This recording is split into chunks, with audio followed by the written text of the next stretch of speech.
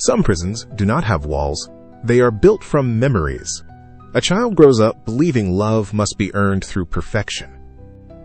Years later, they find themselves in relationships where affection feels conditional. Another child is constantly criticized, becoming their own harshest critic as an adult. Someone grows up in chaos, and eventually, calm begins to feel unfamiliar. They mistake familiar pain for home, repeating patterns they never truly chose. The most dangerous patterns are the ones we never realize we are repeating, because what feels normal is not always healthy for our hearts. Psychologists observe that our earliest relationships shape the expectations we carry into adulthood. The way we were comforted, ignored, encouraged, or criticized influences our self-view. This does not mean your future is predetermined by your past. It simply means your starting point was not your choice. Imagine wearing glasses your entire life that are permanently scratched. You might assume the world itself is blurry, but it is just the lens. Deeply held beliefs like, "I am not enough," operate quietly in the background. These beliefs influence your decisions before you are even aware of them. The problem is not that you have patterns. Everyone does. The problem is living them on autopilot without ever questioning them. Here is where things become hopeful. The brain is capable of change, not overnight, but through the power of repeated conscious experience. How do you begin breaking a toxic pattern? The first step is awareness. You cannot change a pattern you cannot see clearly. Next time you face a painful situation, do not ask, "Why is this happening?"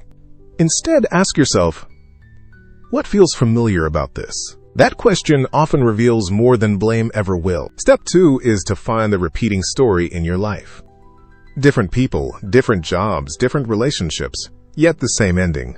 Write down the moments that hurt you most and look for the common belief. Maybe it is, "I must keep everyone happy," or "I cannot trust anyone." The event is not the pattern. The underlying belief is. Step 3 is to question that belief. Ask yourself, who taught me this? Is it always true? What evidence challenges this belief? Old protective habits are not always accurate today. Step 4 is to interrupt the automatic response. If your instinct is to apologize for everything, pause. If your instinct is to chase someone who hurts you, pause. If your instinct is to stay silent when boundaries are crossed, pause. That pause is where true change begins. Every pattern survives through repetition. Break the repetition to weaken it. Step 5 is to replace the pattern with a healthier one. Do not simply stop saying yes. Practice saying no respectfully. Learn what a healthy relationship looks like instead of just leaving a toxic one. Practice receiving feedback without turning it into self-hatred. The brain learns through repetition. It needs something new to practice. Step 6 is to choose environments that reinforce the person you are becoming. If every relationship around you normalizes manipulation, growth becomes harder.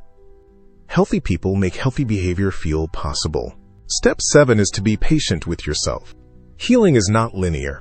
You may catch yourself repeating an old habit. That does not mean you have failed. It means you have noticed it. Noticing the pattern is the first sign of progress.